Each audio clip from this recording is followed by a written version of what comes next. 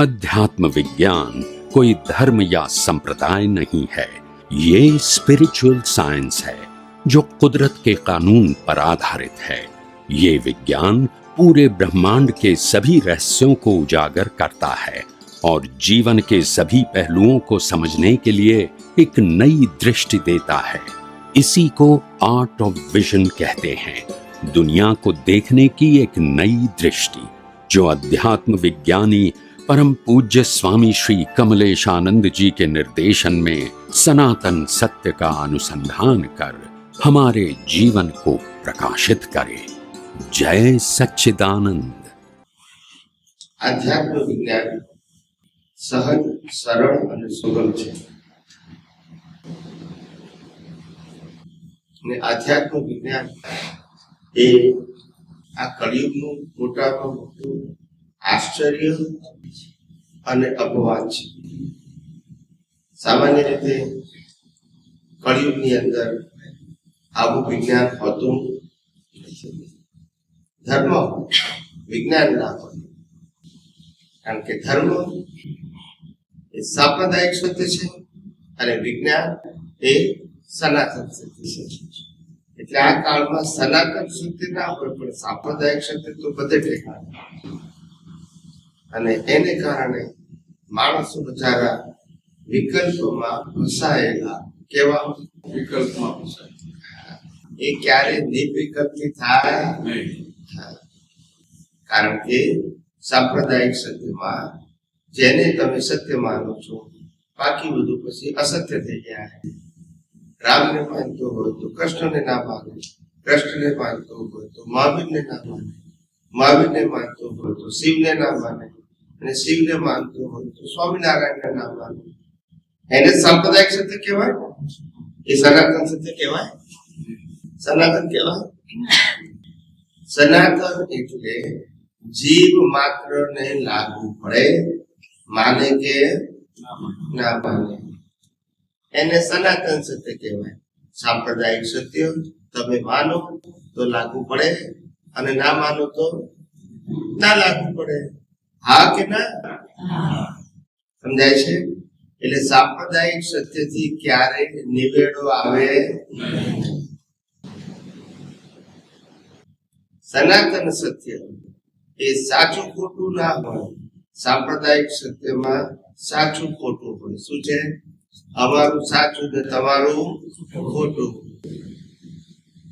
અમારું ઊંચું ને તમારું નીચું, અમારા ભગવાન, ગુરુ, મંદિર, મંત્ર, શાસ્ત્રો જુદા અને તમારા જુદા। આ બધું ભેદ પડે કે નહીં?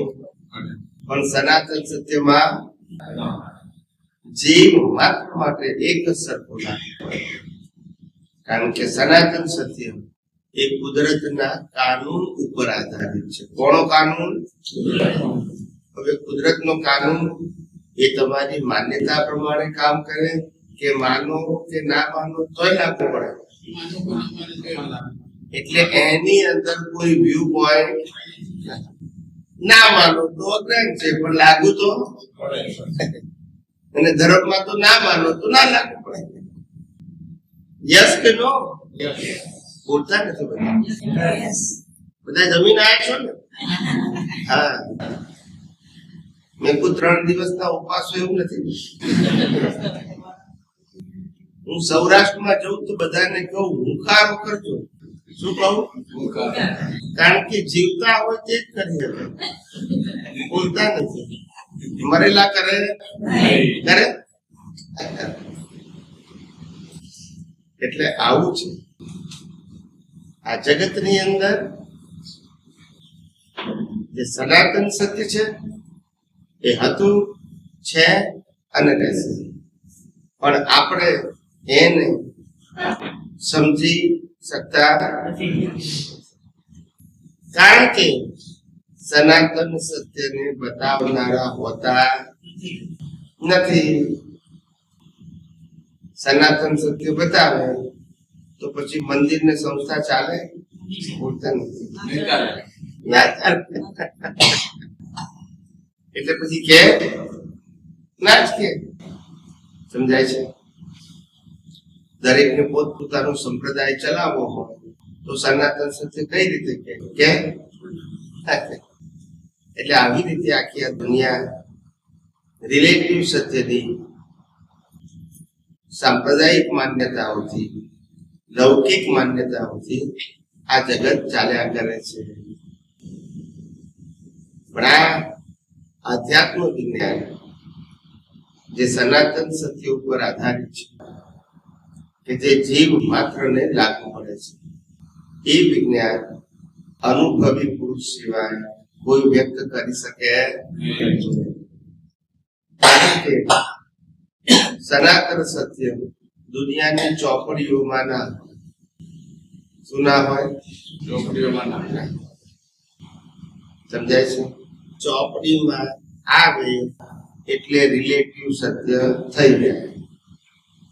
એટલે કે તમે વેદાંત વાંચો, જૈનોના આગમ વાંચો કે ગીતા વાંચો, પુસ્તક થયું એટલે રિલેટિવ સત્ય. દરેક પોતપોતાની મરજી પ્રમાણે કે યસ કે નો. કોઈ સનાતન સત્યની વાત કરે કારણ કે સમજાય જ નહીં.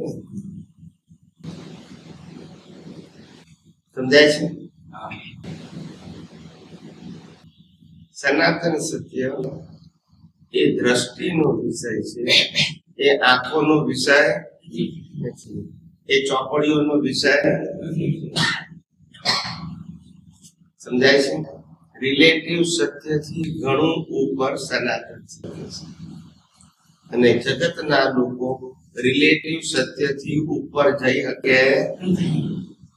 એ તો અનુભવી જ્ઞાની પુરુષ દ્રષ્ટિ આપે ત્યારે ખબર પડે કે સનાતન સત્ય શું છે. ત્યાં સુધી સમજાય નહીં.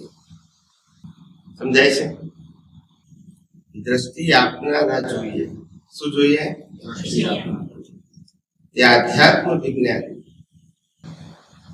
એ એવી દ્રષ્ટિ આપે છે કે જે દ્રષ્ટિને આધારે તમામ પ્રકારનું રિલેટિવ સત્યરૂપી અજ્ઞાન દ્રષ્ટિમાંથી ખલાસ થઈ જાય. વ્યવહારમાં રહે પણ દ્રષ્ટિમાંથી ખલાસ થઈ જાય. વ્યવહારમાં રહે પણ દ્રષ્ટિમાં ના રહે. એટલે આ વિજ્ઞાન, આધ્યાત્મિક વિજ્ઞાન, આ વિજ્ઞાન એક જ એવું છે કે જે આદિ વ્યાધિ અને ઉપાધિમાં સમાધિ અપાવે છે, ભૂત અને ભવિષ્યની ચિંતામાંથી મુક્ત કરે છે, વર્તમાનમાં રહેવાનું શીખવાડે છે. ભીખ અને ભય આ વિજ્ઞાન જેમ જેમ સમજાય તેમ ખલાસ થઈ જાય છે. કર્તાપણું, માલિકીપણું, ભોગતાપણું ખલાસ થઈ જાય છે આ વિજ્ઞાન થકી. અને પોતાના આત્માની સ્વ સ્વરૂપની કુમારી પ્રગટ થાય છે. ભીખ અને ભય રહેતા આવું અદ્ભુત વિજ્ઞાન જે કળિયુગમાં અપવાદ રૂપે હોય છે, એ વિજ્ઞાન પુણ્યશાળીઓ માટે સુલભ થઈ ગયું છે. કેવું થઈ ગયું છે? જે દુર્લભ હોય એ શું થઈ ગયું? સુલભ. હા, સુલભ એટલે શું કહેવાય? સુલભ એટલે શું કહેવાય? સુલભ એટલે સહેલાઈથી અવેલેબલ, સહેલાઈથી મળે તેવું ખ્યાલ આવ્યો. પહેલા જમાનામાં ડિફિકલ્ટ હતું. શહેરોની અંદર રસ્તાઓ ઉપર લેટ્રિન, હવે સુલભ શૌચાલય થઈ ગયું. બધા સુલભ નો અર્થ ખબર પડી ગઈ? Easily available. પેલા તો ખોદવા જઈએ તો જઈ શકે. કહેવાનો મતલબ કેવું અદ્ભુત વિજ્ઞાન જે આ કાળમાં ડિફિકલ્ટ છે, મળવું શક્ય નથી, એ તમને બધાને તમારા પુણ્યથી ઇઝીલી મળે છે. નહીતર આ વિજ્ઞાન ભેગું થાય એવું પુણ્યશાળી ખરા, પણ ભૌતિક પુણ્ય વાળા હોય તો એને આ વિજ્ઞાન ભેગું આધ્યાત્મિક પુણ્ય જોઈએ. શું જોઈએ? આધ્યાત્મિક પુણ્ય. હા, સમજાય છે?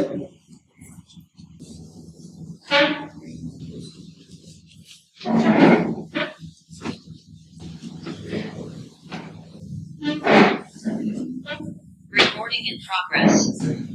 આવું કેમ થાય છે?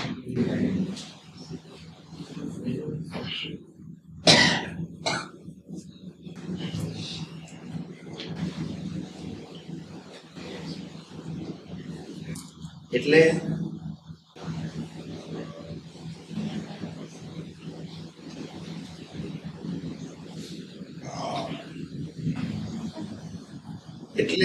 આ કળિયુગમાં બધાને સુલભ થઈ પડ્યું છે.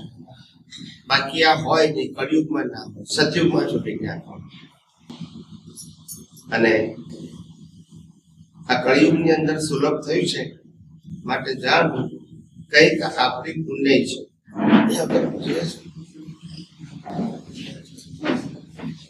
અંદરથી બેસો. બસ એક એક ઉઠો. બસ બેસ.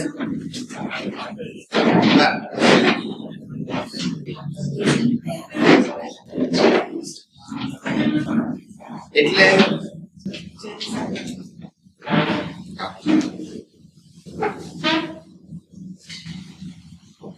બેસો બેસો બેસો. એટલે ઘણા બધા લોકોને પોતાના જીવનની અંદર જીવન જીવવા માટે ઘણા બધા પ્રશ્નો ઉપસ્થિત થાય, પણ એનું સમાધાન મળે નહીં. એટલે બચ્ચાનો પૂછાયેલો જ રહે. કેવો રહે? ત્યાં વિજ્ઞાન સામાજિક, ધાર્મિક અને આધ્યાત્મિક તમામ પ્રશ્નોનું કાયમી ઉકેલ આપે છે. કેવું આપે છે? પછી ઉકેલની જરૂર પડે, સોલ્યુશનની જરૂર પડે, એવું આ અદ્ભુત વિજ્ઞાન આ કળિયુગની અંદર બહાર પડી રહ્યું છે. અને લોકોના પ્રશ્નોનું કાયમી સમાધાન લોકોને મળી રહ્યું છે. એની અંદર મીડિયા પણ સારો એવો ભાગ ભજવે છે. જેમ કે ટીવી દ્વારા પણ તમે સાંભળી શકો છો, યુટ્યુબ દ્વારા પણ ઘેર બેઠા તમે સાંભળી શકો છો. ગમે તે સમયે, ગમે તે સ્થળે, ગમે તે સમયે, ગમે તે સ્થળે. સમજાય છે? એટલે આવું આ અદ્ભુત વિજ્ઞાન આપણને બધાને સાંભળવા મળે છે, સમજવા મળે છે, અને ઉપયોગ કરીએ તો અનુભવ પણ થાય એવું આ સહજ, સરળ અને સુગમ વિજ્ઞાન છે. આ વિજ્ઞાન પોતાના મન, વચન, કાયા દ્વારા થતી સામાજિક અને ધાર્મિક ક્રિયાઓને બદલવા માટે નથી. પોતાના મન, વચન, કાયા દ્વારા થતી સામાજિક અને ધાર્મિક ક્રિયાઓ બદલવા માટે આ વિજ્ઞાન નથી. આ વિજ્ઞાન મન, વચન, કાયાથી મુક્ત રહેવા માટે છે. શેના માટે છે? મુક્ત રહેવા, બદલવા માટે, ફેરવવા માટે, સુધારવા માટે નથી. કારણ કે આ વિજ્ઞાન દ્વારા સ્પષ્ટ સમજાય છે કે મન, વચન, કાયા એ હું નથી. મન, વચન, કાયા એ હું ચલાવતો નથી. મન, વચન, કાયા દ્વારા પ્રાપ્ત થતા સત્તા, સંપત્તિ, સંબંધ અને સાધનોનો હું માલિક નથી. અને મન, વચન, કાયા જે ભોગવે છે એનો ભોગવનારો પણ માટે મન, વચન, કાયા શું કરે છે, શું ભોગવે છે, કયો ધર્મ પાળે છે, કઈ સામાજિક ક્રિયા કરે છે એ મારો વિષય એનાથી શું છે મુક્ત રહેવાનો, કારણ કે હું એનાથી મુક્ત છું. મન વચન કાયાને તો કાલે બાળી નાખવાનું, બોલતા નથી પણ હું પડી જવાનો. હું પડી જાઉં તો પછી પુનર્જન્મ કોણ થાય? બોલતા નથી બેનો. આત્મા બળી જાય તો પછી આપણે આત્મા છીએ કે શરીર છીએ? અને સામાજિક અને ધાર્મિક ક્રિયાઓ શરીર કરે કે આત્મા કરે? બોલો. આપણે આત્મા અને સામાજિક અને ધાર્મિક ક્રિયા શરીર કરે. બેને શું લેવા દેવા? બોલો. તો અત્યાર સુધી ભ્રાંતિમાં બધું ચાલ્યું ને. હવે આ ભ્રાંતિ થી દશા પ્રાપ્ત થાય કે બે?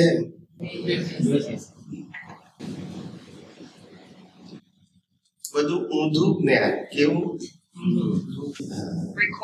Recording in progress.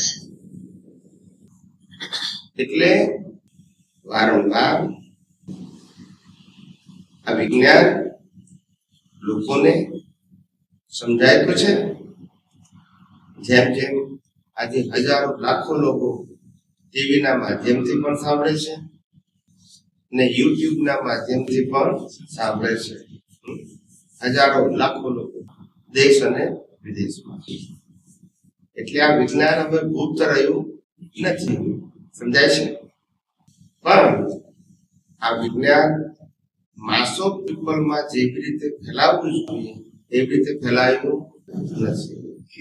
એટલે આપણે બધા આ વિજ્ઞાન પબ્લિકને વહેંચવા માટે સમય કાઢો. અને તે તમને બોલતા ના આવડે તો કઈ નહીં, પણ આપણા જે સત્સંગો આવે છે એ બીજા ગ્રુપમાં મૂક્યા કરવા.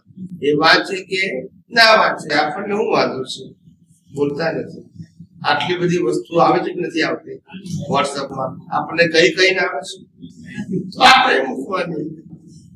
એ વાંચે કે ના વાંચે? 100 માંથી 25 વાંચે તો એ વાંધો શું છે? નુકસાન તો છે જ નહીં. આપણે તો કોઈ 100 નું ગ્રુપ હોય માણસ એમાં મૂકી દઈએ.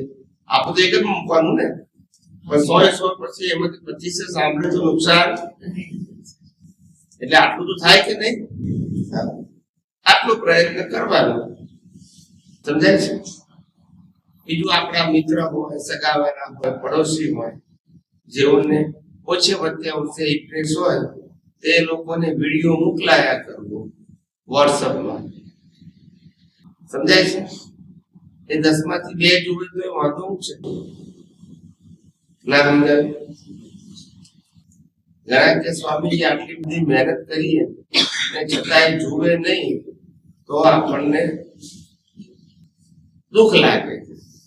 શું લાગે? દુઃખ લાગે. મેકુ લોકો આખી જિંદગી પતિ પત્નીને ને પત્ની પતિને સુધારવા પ્રયત્ન કરે છે, નથી સુધરતા તોય દુઃખ નથી લાગતું. બોલતા નથી. હા કે ના? તો આમાં શેમાં દુઃખ લાગે?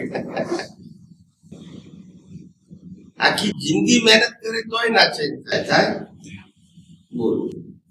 તો ત્યાં આગળ થાકે લાગતું નથી, દુઃખે લાગતું નથી.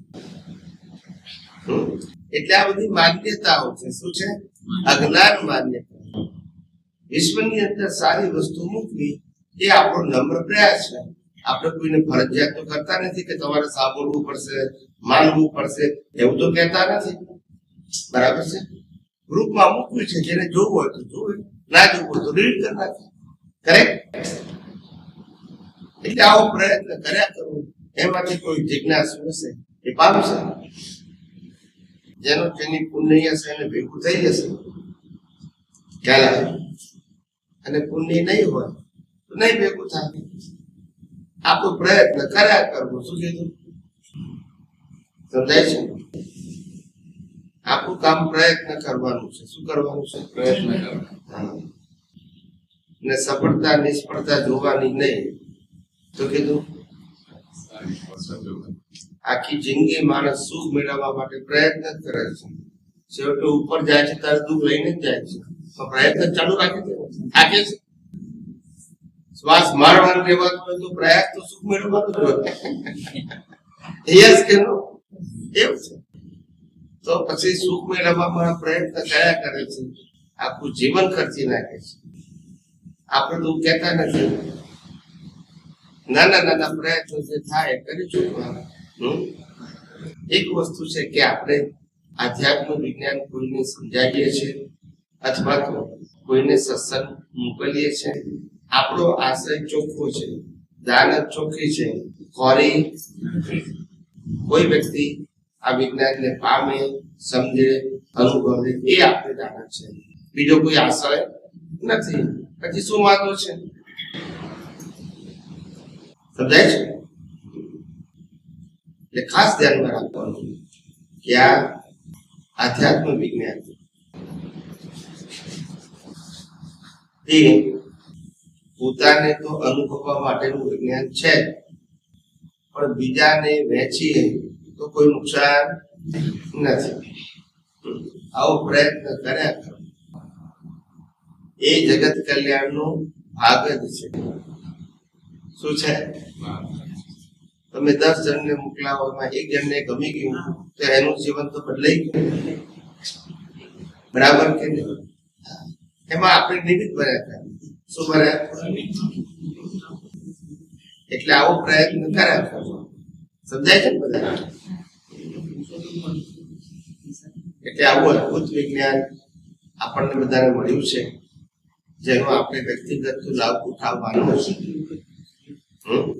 એમાં ચૂક કરવાની નહીં અને ના સમજાય અથવા તો અનુભવમાં ના આવે તો પણ સિન્સિયરલી પ્રયાસ કર્યા કરવો અને સમજવા માટે હજારો વિડીયો યુટ્યુબમાં છે અને ઝૂમ ઉપર આપણો લાઈવ ટેલિકાસ્ટ સેટરડે સન્ડે હોય છે જેમાં જોડાઈને પણ તમે પ્રશ્ન પૂછી શકો છો ઘેર બેઠા સમજાય છે એટલે આવી રીતે જે વસ્તુ દુર્લભ હોય છે એ તમને સુલભ થઈ છે તો તમારે તમારું કામ કરી લેવું સમજાય છે કે સમજાય છે બધાને હવે જેને જે પ્રશ્ન પૂછવા હોય એ બરાબરથી પૂછો બધા